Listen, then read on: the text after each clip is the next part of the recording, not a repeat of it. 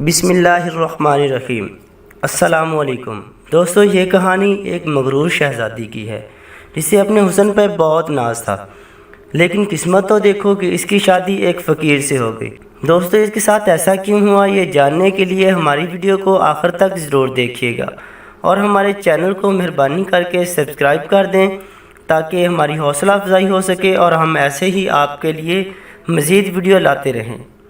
دوستوں، مغرور شہزادی ایک دولت اور شہرت کی وجہ سے بہت زیادہ مغرور ہو چکی تھی۔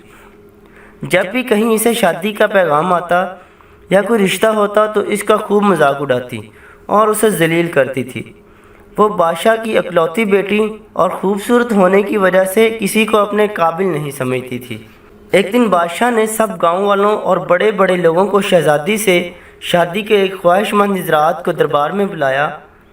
ہر کوئی اپنی حیثیت کے مطابق دربار میں لگائی گئی کرسیوں پر بیٹھ گئے۔ پھر شہزادی کو بلایا گیا اور شہزادی اپنے کنیزوں کے ساتھ بڑے ہی مغرورانہ انداز میں سامنے آئی۔ وہ جس کسی کے پاس سے گزرتی اسے بہت ہی غصے اور مغرورانہ انداز میں دیکھتی اور آگے بڑھ جاتی۔ ایک امیدوار کے پاس گئی اور دیکھ کر کہنے لگی، یہ تو گولڈ رم ہے، کیونکہ وہ بہت موٹا تھا۔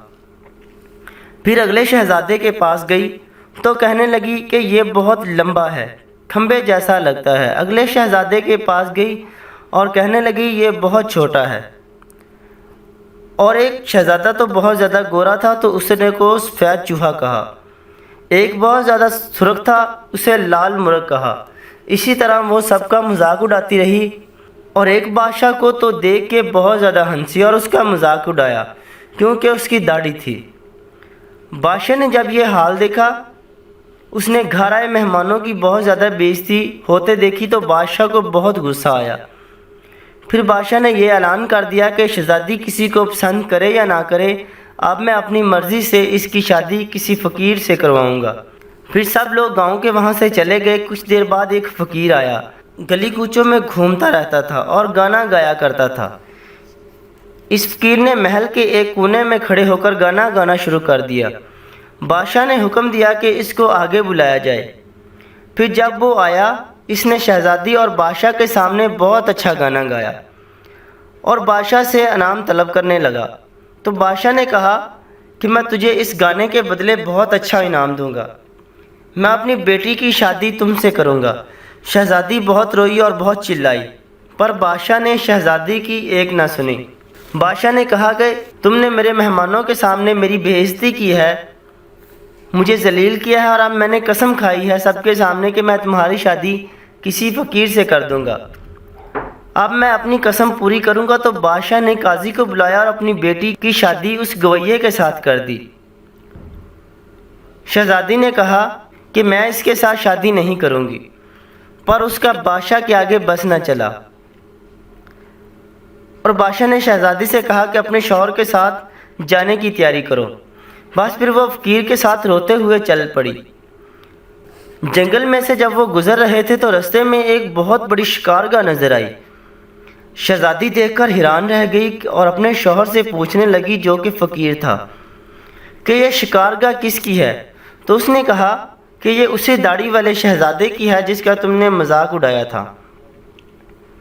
اگر تم اس سے شادی کر لیتی تو یہ تمہاری ملکیت ہو جاتی۔ پھر جب کچھ آگے بڑھے تو وہاں دیکھتے ہیں کہ بہت بڑے بڑے باغ ہیں۔ اس شہزادی نے پوچھا یہ باغ کس کے ہیں؟ فقیر نے کہا داڑھی والے شہزادے کے ہیں، اگر تم اس سے شادی کر لیتی تو یہ تمہاری ملکیت ہوتی۔ شہزادی نے ٹھنڈی آہ بھری اور کہنے لگی، میں کتنی بد نصیب ہوں۔ پھر وہ ایک بہت عظیم و شان شہر میں سے داخل ہوتے ہیں اور شہزادی دیکھ کر حیران ہو جاتی ہے اور پوچھتی ہے کہ اس شہر کا مالک کون ہے؟ اس فقیر نے کہا کہ یہ شہر بھی اسی داڑھی والے شہزادے کا ہے، اگر تم اس سے شادی کر لیتی تو یہ سب تمہارا ہوتا۔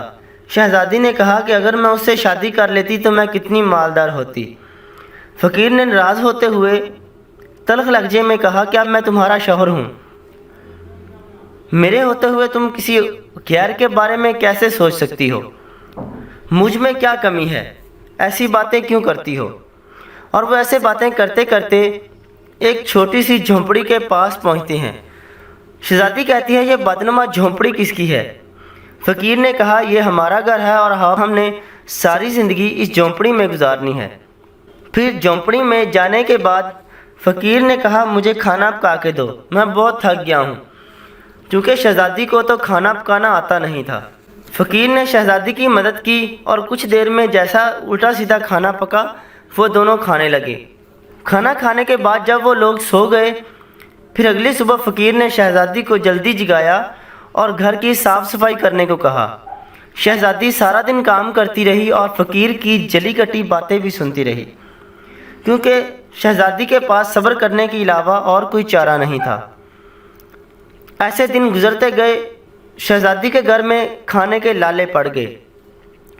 फ़कीर ने कहा कि मैंने जो कुछ कमाया था, मेरे पास जो था वो सब खर्च हो चुका है, अब तुम्हारी बारी है कमाने की। फ़कीर ने कहा, मैं जंगल से लकड़ियाँ लाता हूँ और तुम उसकी टोकरियाँ बनाकर मुझे दो, मैं बेच के आऊँगा। चूँकि शहजादी ने कोई मेहनत का काम कभी किया नहीं था, इसलिए टोकरियाँ बनाते उसके हाथ ज़ख्मी हो गए। फ़कीर ने देखा और कहा कि ये तुम्हारे बस का काम नहीं है, ये तुमसे नहीं होगा। मैं तुम्हें सूट ला कर देता हूँ, तुम उन्हें बनाया करना। शहजादी से वो नहीं हुआ।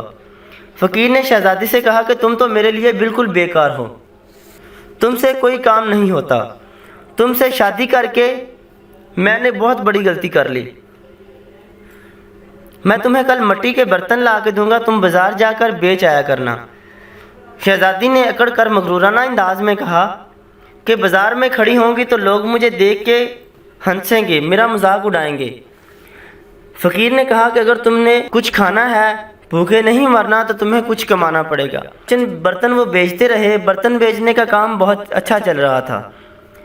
लोग खूबसूरत लड़की बाज़ार में खड़ी देखते तो उस पर तरस खा के कुछ न कुछ खरीद लेते। एक दिन एक गर्म मिजाज सिपाही बाज़ार के दरमियान पड़े बर्तनों को लात मारकर शहजादी से कहता है कि ये बर्तन बाज़ार में बीच बाज़ार में ना हो।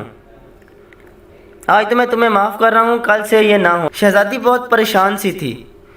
इसने ये वाक़या सारा आके फ़कीर से कहा।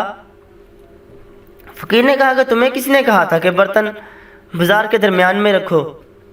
ये भी तुम्हारे बस का काम नहीं है। कल मैं शाही महल जाऊँगा, वहाँ से शायद तुम्हारे लिए कोई काम निकल आए। वापस आकर फ़कीर ने कहा, शाही महल में मददगार बावर्ची का काम मिला है, ऐसे हमें खाने का भी फ़िक्र नहीं रहेगा और अच्छा खाना मिल जाया करेगा। ऐसे वो शहजादी सारा दिन बावर्ची का काम करती और शाम को बचा हुआ खाना बर्तन में डालकर लाती, खुद भी खाती और फ़कीर को भी खिलाती। गुज़श्ता दिनों उसने किसी से सुना कि शाही महल में शादी है। फिर मुकर्रर वक़्त पर बावर्ची खाने में खड़ी खिड़की से जब देखती है तो बड़ी शान व शौकत से मेहमानों का इस्तकबाल किया जा रहा था। शहजादी अपनी मगरूरी और बेवकूफ़ी पे आंसू बहा रही थी। इतने में कुछ खादमाएँ आती हैं और बहुत मज़े मज़े के खाने पेश करती हैं। इतने में एक खूबसूरत लिबास में मबलूस एक शहज़ादा आता है और इसका रास्ता रोकता है। शहजादी ने नज़र उठाई और देखा कि ये तो वही दाढ़ी वाला शहज़ादा है, तो वो घबरा कर आगे चलने लगी और टोकरी इसके हाथ से गिर गई और सारा खाना ज़मीन पर गिर गया। लोगों ने जब देखा शहजादी का ये हाल तो लोग हंसने लगे। शहजादी का ये हाल था कि ज़मीन फट जाए और वो इस ज़मीन में समा जाए। शहजादी भागने लगी और दाढ़ी वाले शहजादे ने उसे बाजू से पकड़ लिया और बहुत ही नरम मिजाज से कहने लगा, शहजादी मेरी बात सुनो, मैं वही फ़कीर हूँ, वही सिपाही हूँ।